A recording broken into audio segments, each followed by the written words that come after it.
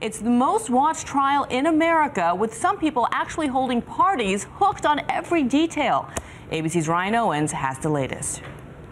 You may go back to the jury room and begin deliberating. With that, 8 men and 4 women began deliberating the fate of admitted killer Jodi Arias. Monday morning, those jurors will return to the jury room where they spent just 45 minutes Friday afternoon. Fear, love, sex, lies, and dirty little secrets. During his closing argument of this sensational trial, Arias' attorney Kirk Nurmi made this startling admission. It's not even about whether or not you like Jodi Arias. 9 days out of 10, I don't like Jodi Arias, but that doesn't matter. What matters, he told the jury, is that Arias is not guilty of first-degree murder. The simple answer is that he attacked me, and I defended myself. During this 4-month trial, the 32-year-old has insisted she shot and repeatedly stabbed her ex-boyfriend Travis Alexander because she had to, that she was a battered woman who finally lost it. She simply snapped. If Miss Arias is guilty of any crime at all, it is the crime of manslaughter.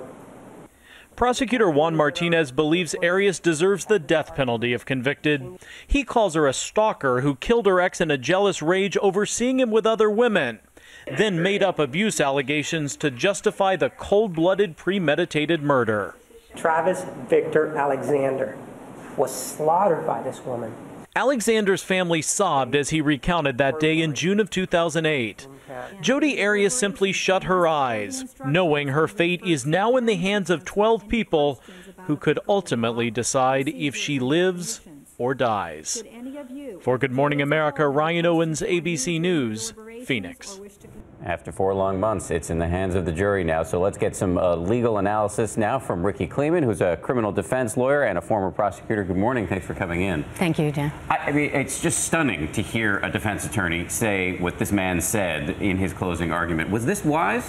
I think it's okay. I've heard it done before. I once even told a jury not to believe my client. It was okay if they didn't believe my client, because if you have a client who has lied, you may just not like her. I don't think it's a bad move.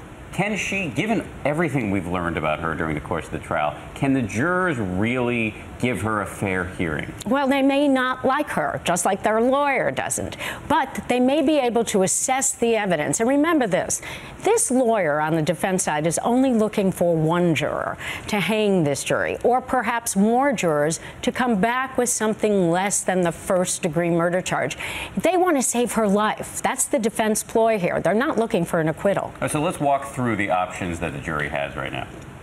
What we have is obviously not guilty. That's not going to happen. We have first-degree murder, which could be a sentence of life or death. But then we have these 2 lesser includeds. Second-degree murder, intentional but not planned, intentional but not premeditated. And finally, we have manslaughter in the heat of passion. What the defense is trying to argue, which we just saw, is this was a fit of passion. This wasn't something that was well planned, and that's why they're looking for a lesser verdict. Whether or not they'll get it is quite another matter.